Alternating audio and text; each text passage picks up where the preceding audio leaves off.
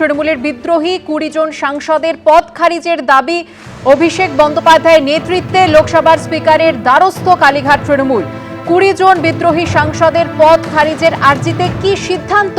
আবেদনের দ্রুত নিষ্পত্তি চেয়ে স্পিকারকে চিঠি অভিষেক বন্দ্যোপাধ্যায়ের। লোকসভায় আসন বদল নিয়েও স্পিকারের কাছে নালিশ জানিয়েছেন তিনি। অভিষেক বন্দ্যোপাধ্যায়ের নেতৃত্বে স্পিকারের কাছে গেলেন ৬ জন সাংসদ। কল্যাণ বন্দ্যোপাধ্যায়ের সাসপেনশন প্রত্যাহারেরও আবেদন জানানো হয়েছে। তৃণমূলের বিদ্রোহী ২০ জন সাংসদের পদ খারিজের দাবি অভিষেক বন্দ্যোপাধ্যায়ের নেতৃত্বে লোকসভার স্পিকারের দ্বারস্থ হল কালীঘাট তৃণমূল নেতৃত্ব। ২০ জন বিদ্রোহী সাংসদের পদ খারিজের আর্জিতে কি সিদ্ধান্ত নেওয়া হয়েছে? আবেদনের দ্রুত নিষ্পত্তি চেয়ে স্পিকারকে চিঠি অভিষেক বন্দ্যোপাধ্যায়ের এবং সেই সঙ্গে লোকসভায় আসন বদল নিয়েও স্পিকারের কাছে নালিশ জানানো হয়। অভিষেক বন্দ্যোপাধ্যায়ের নেতৃত্বে স্পিকারের কাছে গেলেন ৬ জন সাংসদ।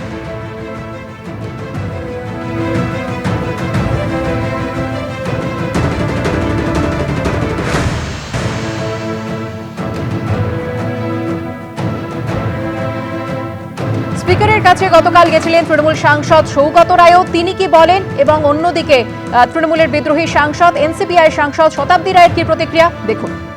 অভিষেক ব্যানার্জিকে নিয়ে আমরা ৬ জন এমপি গিয়েছিলাম স্পিকারের কাছে। আমরা বলেছি যে আমাদের সিটগুলো তোমরা অ্যালট করেছো উইদাউট রেফারেন্স টু আস। এখনো তো এনসিপিআই আলাদা পার্টি হিসেবে স্বীকৃতি পায়নি, তা তোমরা কেন দেখছো? আমরা বললাম তোমায় তো আগে জানিয়েছি, আবার চিঠি দিচ্ছি বলে একটা স্পিকারকে 2টো চিঠি দেন। আর ডিসকোয়ালিফিকেশন পিটিশনগুলো এখনো কনসিডার করছো না কেন? এই নিয়ে আমরা চিঠি দিয়েছি।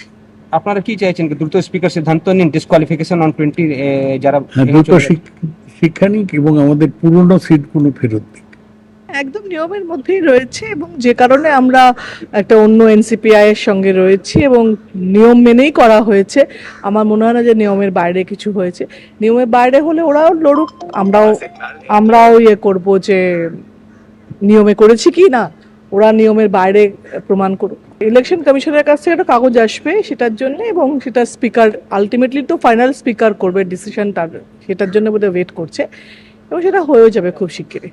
গতকালই লোকসভার স্পিকারের দ্বারস্থ হয় কালীঘাট তৃণমূল নেতৃত্ব। অভিষেক বন্দ্যোপাধ্যায়ের নেতৃত্বে ৬ জন সাংসদ গেছিলেন স্পিকারের কাছে এবং এনসিপিআই এর যে ২০ জন সাংসদ তাদের পদ খারিজের দাবি জানানো হয় এবং যে আবেদন জানানো হয়েছিল এর আগে তা দ্রুত নিষ্পত্তি করতে চেয়ে আবেদন জানানো হয়েছে। ২০ জন বিদ্রোহী সাংসদের পদ খারিজের যে আর্জি তাতে কি সিদ্ধান্ত নেওয়া হয়েছে তা জানতে চাওয়া হয়েছে কালীঘাট তৃণমূল নেতৃত্বের তরফে।